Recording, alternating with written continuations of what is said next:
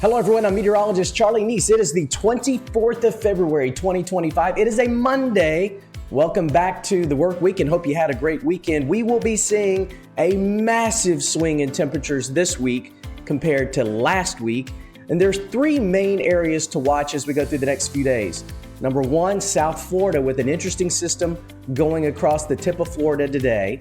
Number two, you've got cold Arctic air that will be returning to the Northeast and New England later on in the week, and a new system moving into the Pacific Northwest. On the watch warning map, though, this morning, it's pretty calm. We've got areas of fog advisories in effect for Texas, Arkansas, and Louisiana. We've got some wind advisories for the Rockies and a small area of a flash flood watch that's in effect for western Montana and northern Idaho. We do have more moisture coming into the Pacific Northwest. Here's the way it looks temperature-wise. What a turnaround we are seeing. And as we go through the afternoon on Monday, these are your afternoon temperatures near 60 in Nashville, 73 or so in Oklahoma City, where we were in the teens and 20s for daytime highs last week. In Dallas, around 80 degrees today. Again, you were in the teens and 20s just a few days ago. In places that were 30 to 35 degrees below zero in the upper plains, North Dakota, South Dakota, we're in the 40s and 50s, and in some cases seeing an 80 to 90 degree swing in the temperatures in just a week. So incredible weather. This is the time of year, though, February, especially as we go into March, where it can be volatile. We can see these massive temperature swings, and we start to get into a more active weather pattern. Now, this week is fairly calm overall for much of the country. Next week, we start getting into more active weather once again. All right, places like the Tennessee Valley, where we had snow last week, starting off on a chilly note on this Monday morning, but temperatures recovering nicely as we go into the afternoon with temperatures hovering around 60. Nashville, around 60 or just under in Memphis. And look at Missouri, where you were so frigid last week with temperatures below zero to start the morning, a few mornings. Now you're into the upper 50s and 60s. And of course, that'll help that snow melt that we've seen across Missouri. Arkansas, you were frigid in Little Rock, 64 or so today. And again, temperatures across the Southeast much warmer, but also in the upper Midwest, where relatively speaking, we're much warmer as well, back into the 40s and 50s.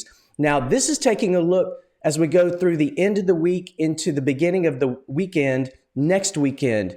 We're going to be in the 30s and 40s for much of this week across the Northeast into New England. But as we head into Friday, a new batch of Arctic air comes in, and these are afternoon and early evening temperatures back in the teens and 20s for much of New York State, back into Maine, New Hampshire, Vermont, also for you in Massachusetts and Connecticut. And this is going to stick around a little while. This is during the nighttime as we head from Friday night into Saturday, and then Saturday into Sunday, temperatures in the teens and 20s, and start spreading a little farther south down into parts of Pennsylvania. It's going to get cold again by the end of the week in parts of Ohio and West Virginia. So just know that while we will be seeing a pretty significant break in the temperatures for much of this week as we head toward the end of the week, another fresh batch of cold air, just not as cold as we have been seeing.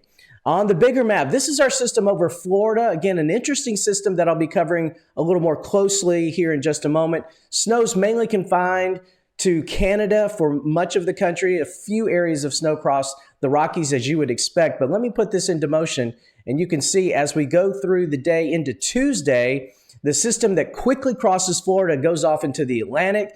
There's your rains and your mountain snows with the latest system across the Pacific Northwest. A little closer inspection here in just a moment on that. But let's take a look at Florida first. This is the Storm Prediction Center's outlook for any kind of severe weather. We do have a marginal risk over the southern tip of Florida. Also a marginal risk with that new storm system, Washington into Oregon, for a few strong to severe thunderstorms.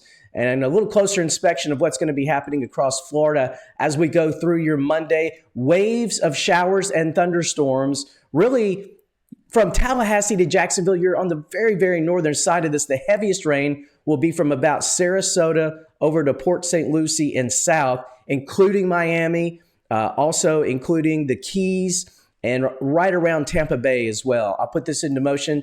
This is as we head into the 7 o'clock hour on Monday, the 25th this evening. Strong thunderstorms here still moving across the area. So locally heavy rains falling during the day into the evening on Monday across especially the southern half of Florida. Then as we head into the early morning hours of Tuesday, 5 a.m., this is pushing off to the east. So this is mainly a Monday and early Tuesday event for Florida. And again, look out for some locally strong to severe thunderstorms across South Florida. Here is our new storm system moving into the Pacific Northwest as we go through the day on Monday into Tuesday. This is Monday afternoon. Waves, the first big wave is coming into Washington and Oregon with some locally heavy downpours. Some mountain snows trying to break out as well. On into Tuesday, the core of the low will be to the very, very northwestern corner of Washington. This will be bringing some pretty strong winds to the upper northwest Pacific coast into the Rockies, Montana and Idaho as it continues pushing off toward the east, and some locally heavy mountain snows here as well. Well, we see this big temperature switch as we head through this week from cold back to warmer. And as we look at the 8 to 14 day outlook for the temperatures across much of the country, we're going to be pretty close to average. We're going to be a little cooler by the end of the week into next week than we are this week for much of the country with these near normal temperatures, a little bit below with that fresh Arctic air coming into the northeast and into New England, because we're going to be seeing one wave this weekend, another wave next week, and then we go back to below average temperatures across the Rockies as the jet stream goes down to the south just a bit. And precipitation for the next 8 to 14 days, this is March 3rd through March 9th, above average rainfall and precipitation across the East Coast, about average or a little bit above average for much of the country, and then again back into the plains as well. I will say, as we go into next week, while this week will be fairly calm, we will be seeing one weather system that'll be coming out of the plains toward the Tennessee Valley as we go toward the middle of the week with some rainfall. Next week, the storm systems do look to be stronger again, and they look to be lining up once again a little bit more active. So we're going to be talking next week about the threat of severe weather, some locally heavy snows for the upper Midwest into the northern plains next week as well. Something we'll be carefully watching as we go into the first few days of March.